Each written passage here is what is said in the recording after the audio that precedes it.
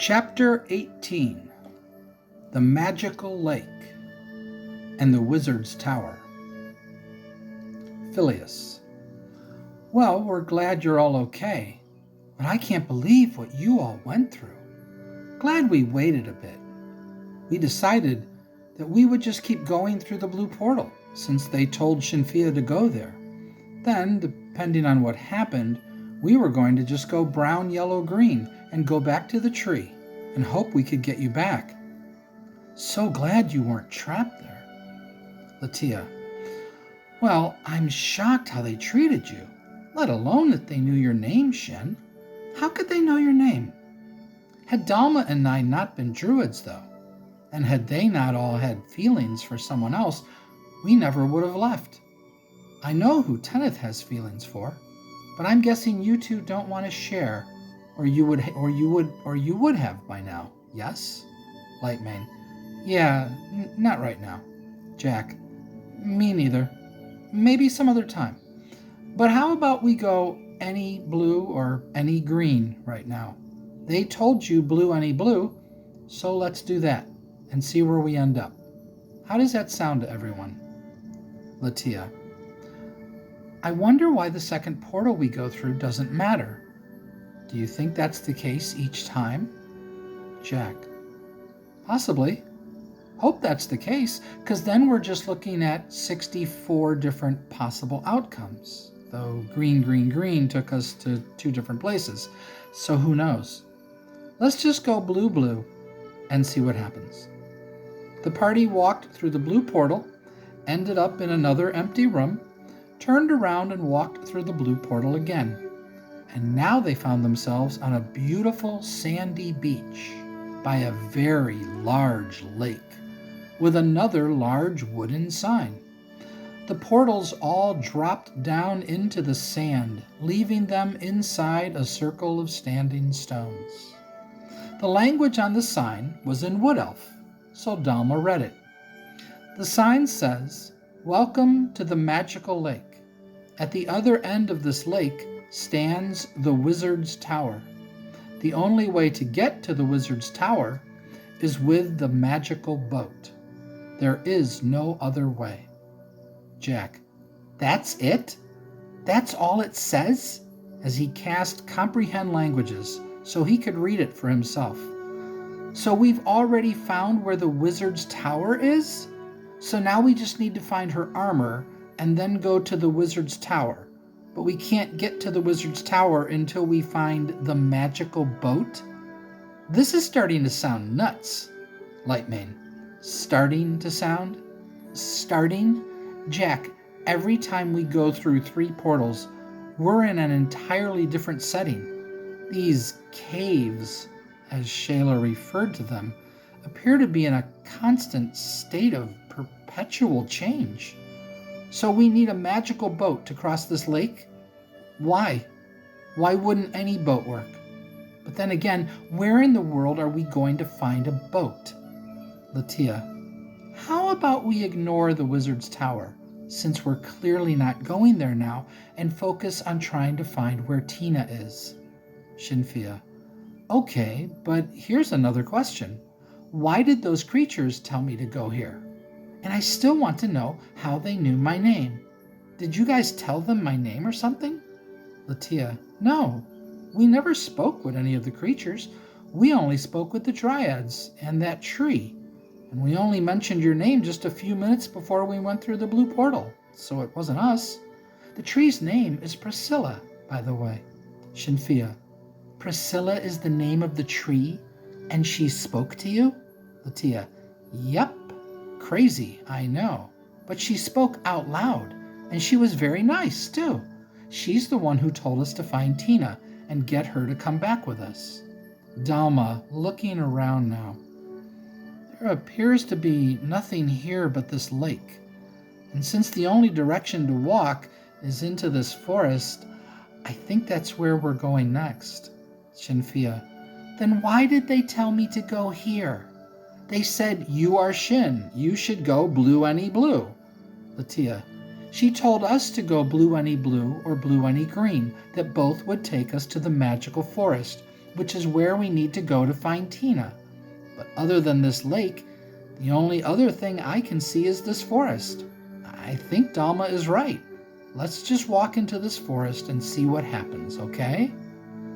The party didn't see any other options, despite Shinfia's confusion. So they turned around and started to walk into the forest. But as they did, Belfin saw, out of the corner of his eye, a huge blue creature jump out of the water and then crash back into it. Everyone turned and saw the wake in the water. Belfin, did you all see that? I saw a huge blue creature jump out of the water. It looked a little like a dragon. Shinfia, a blue dragon? Swimming in the water? Wow, how cool is that? Well, I'm glad it isn't attacking us. Latia, how about we get out of here in case it does? Everyone agreed with Latia, so they kept walking into the forest. But as they did, Shinfia hesitated, and she had a strange feeling, like a premonition or something. But what it was exactly, she had no clue. So she kept walking. Shingar raised his head out of the water and stared at Shinfia as she disappeared into the woods. Who are you? Do I know you? She thought to herself, but then dismissed her thought as nothing and disappeared back into the water. About a minute or so later, the party came upon another set of standing stones with another wooden sign that was written in Wood Elf again. Fortunately for Jack, his spell was still in effect, so he started reading it to himself, assuming that Dalma was going to read it out loud again. Dalma, oh, I almost forgot. Would it be okay if I hugged the four of you and kissed you? I know that sounds weird, but after what I just experienced with Drax and Latia, I now consider all of you my friends and feel very close to you. So if it's okay, I'd really like to hug and kiss all of you. Is that okay? Nightwind, looking very surprised. Dalma, I am shocked to hear such words come out of your mouth. Of course you can hug and kiss me. I am very happy that you now consider me your friend, for I have always felt that way about you, he said, smiling. Shinfia, wow, Dalma, what Nightwind said. We all consider you our friend. They all walked over to her and hugged and kissed her. But when Shinfia hugged her, Dalma held her and then looked into her eyes. Thank you, Shin. I very much want to spend some time with just you and Latia sometime, and hopefully with Drax too. Shinfia, looking surprised again. Wow, this Drax woman sounds like a very special dryad. Dalma, smiling now. They are all very special, and I cannot wait for you to spend some time with them. Jack, sorry to spoil this special moment you all are having, but I need to read to you what this sign says. Welcome to the magical forest, a place of beauty and tranquility. Unfortunately, all who are not of the magical forest will slowly grow weaker and without the proper aid will eventually die. Also, all of your food and drink items are now gone, along with all of your coins. Once you travel back through the magical portals, though, they will all return. But if you wish to travel back through the magical portals, you must first find the king of the forest who sits on his throne. Only he can grant you passage back through the magical portals. Enjoy your adventures, and may all your adventuring be thrilling. The party all just stood there in stunned silence, scared out of their minds.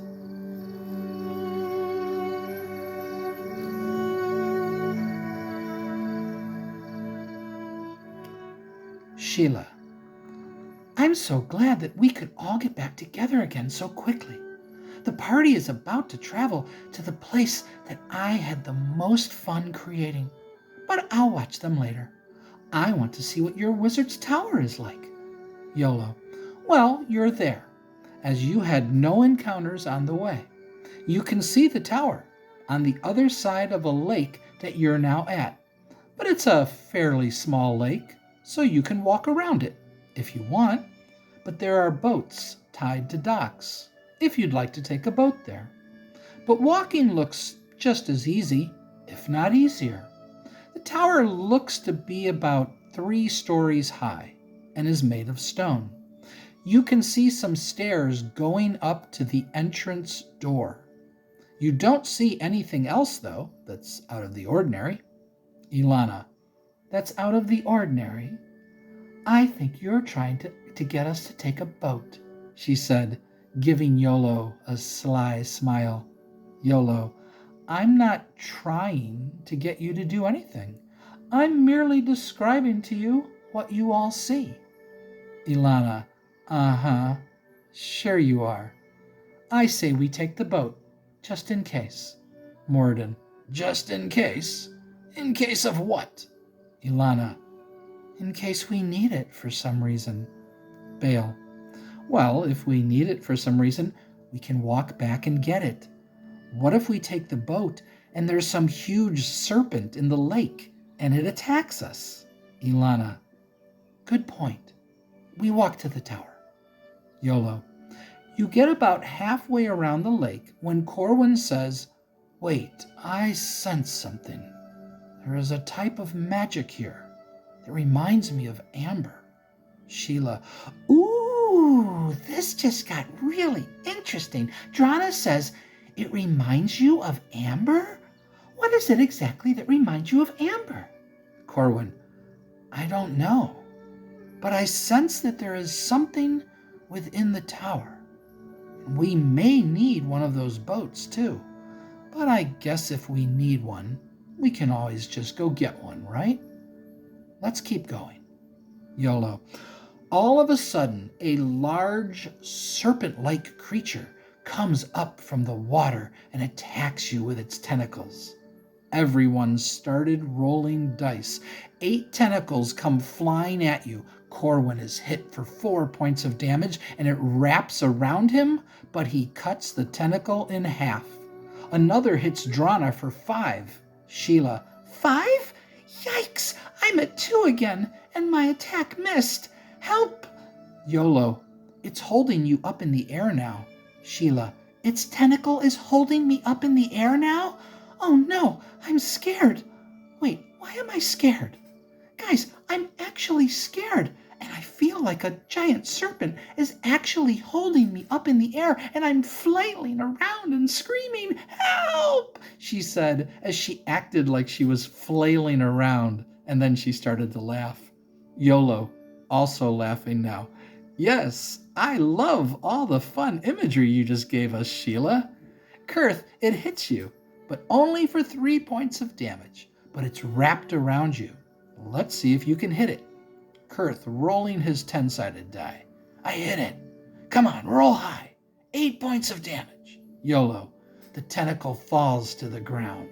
Kurth: Yes, not bad for a first-level druid, huh? Yolo: I'm actually impressed. Elena, it missed you. But it's going to be hard to hit it since it's flailing around instead of being wrapped around you. Ilana, I rolled a 9. Yolo, okay, never mind. You hit it. 5 points of damage, though, wasn't enough to kill it. It hits Harag for 5 points, and it's holding him up in the air, and he's flailing around. He tries to attack it, but misses. Burke and Rorik, the tentacles attack you, but they both missed. You'll need to roll an 8 or higher to hit them because they're flailing around. Moradin rolled an 8, and Bale rolled a 10 on their 10-sided dice. YOLO. Wow! Lucky rolls. Okay, roll your damage. Each tentacle has 8 hit points. Moradin. I hit it for 9. Ha! Bale. And I hit it for 8. YOLO. The serpent drops Harag and Drana in the water and quickly flees under the water. Sheila. Oh no, I'm a dwarf.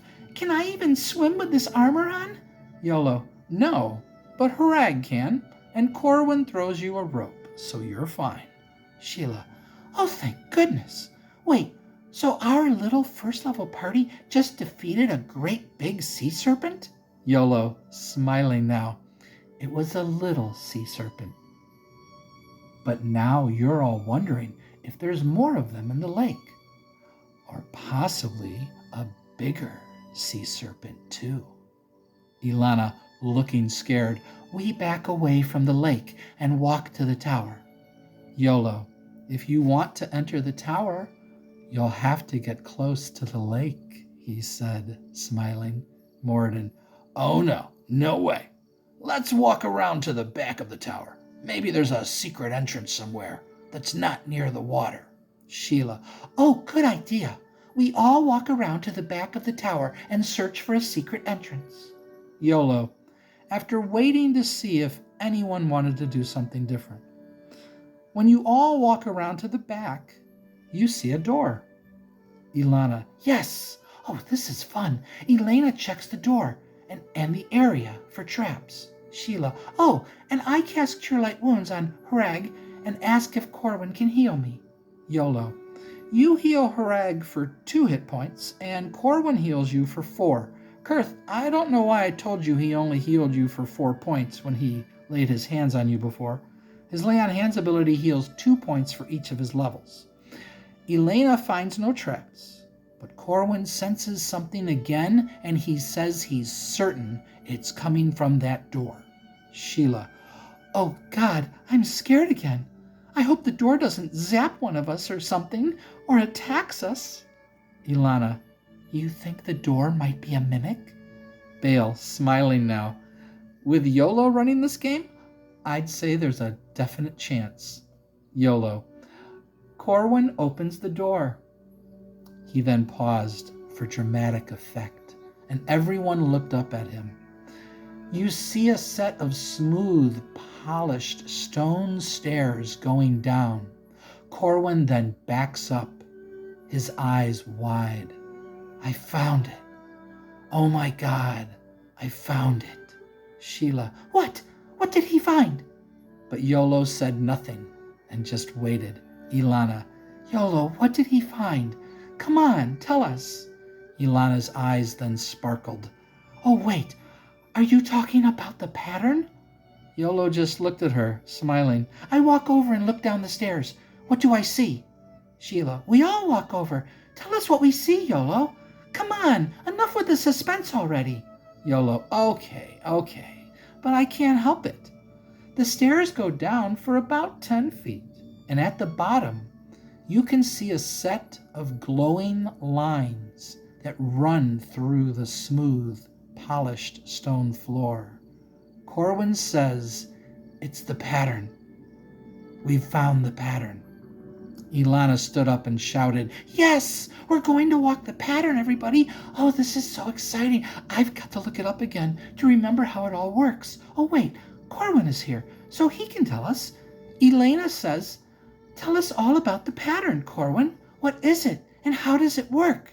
She said, with a big smile on her face. Everyone was looking very excited.